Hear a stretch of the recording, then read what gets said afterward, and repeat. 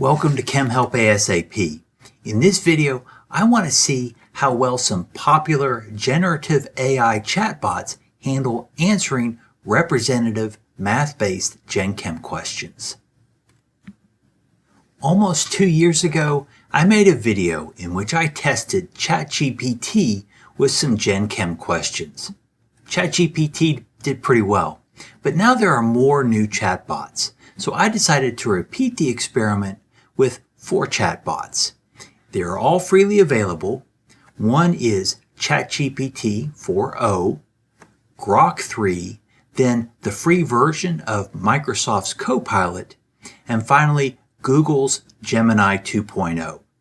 I asked the same 5 questions of all 4 chatbots. These are math-based Gen Chem questions. The first question is a standard limited reagent stoichiometry question with a percent yield calculation. This text is exactly what I pasted into the different chatbots. Let's see what the answers were. Okay, as you can see, all 4 chatbots came up with effectively the same answers. Copilot was a bit more generous with the sig figs, but I would consider all these to be correct. Of course, all 4 thoroughly explained the calculations in addition to providing the required answers. Fine, let's see another question. Here is a mole fraction question. Given a mole fraction, what is the mass percentage of one of the components? This is probably the most straightforward question of the 5. Again, the text here is exactly what I pasted into the chatbots. Here are the 4 answers, almost all the same, around 74% DMSO as a mass percentage. So again, all 4 chatbots managed to handle a standard math-based Gen Chem question.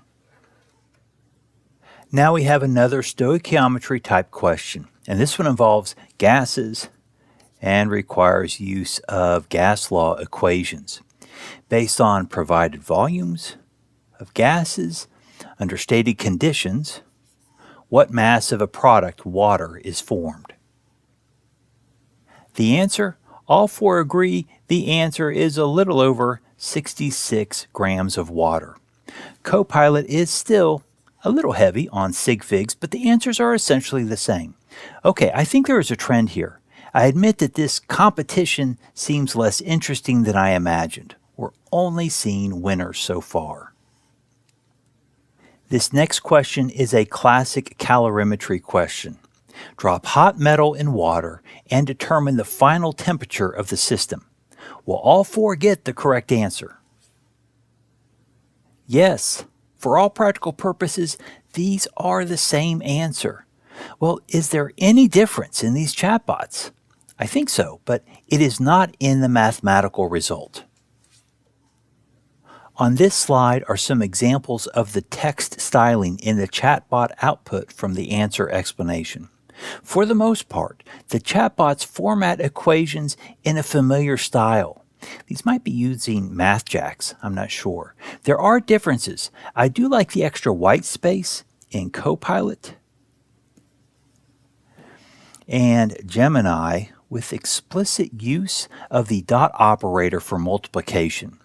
The ChatGPT text is less readable in my opinion. The standout is Grok, which does not apply any styling. The output is readable and accurate, but it doesn't have as much polish for what that is worth. One last question. This is a weak acid-base question based on coating and making an aqueous solution of coating. How did the chatbots do? Surprise! They all got the same answer. The same correct answer of a pH of 9.8. While the answers were the same, the explanations were not. Many people teach the use of an ICE table, initial, change, equilibrium, to solve this kind of problem. ChatGPT drew a bona fide ICE table in its explanation. The columns and rows are transposed from how ICE tables are normally portrayed, but everything is present. It looks like Copilot tried to generate an ice table, but the code did not parse properly in my browser. And that could be a me problem, as I don't use Chrome, Firefox, or Edge browsers. Gemini mentioned using an ice table, but didn't show it. Grok didn't mention ice tables at all.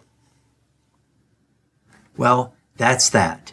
At a minimum, the chatbots were able to successfully navigate all 5 of the questions. I consider making tougher questions just to see if one of the chatbots would fail, but that's really not the point. I wanted to see if the chatbots could answer representative, math-based, college-level Gen Chem questions, and they could. All 4 chatbots broke the calculations down into simple steps with clearly labeled units at the end. What are my takeaways? On the downside, a student could definitely abuse these chatbots to do their homework or take tests. Everybody knows that's an issue. On the bright side, the step-by-step explanations provided by the chatbots could be a very useful teaching tool. It's a matter of figuring out how to incorporate the chatbots into one's existing lessons. Thank you for watching all the way to the end. Please consider watching my other videos on ChatGPT, both on Gen Chem and organic chemistry. Take care.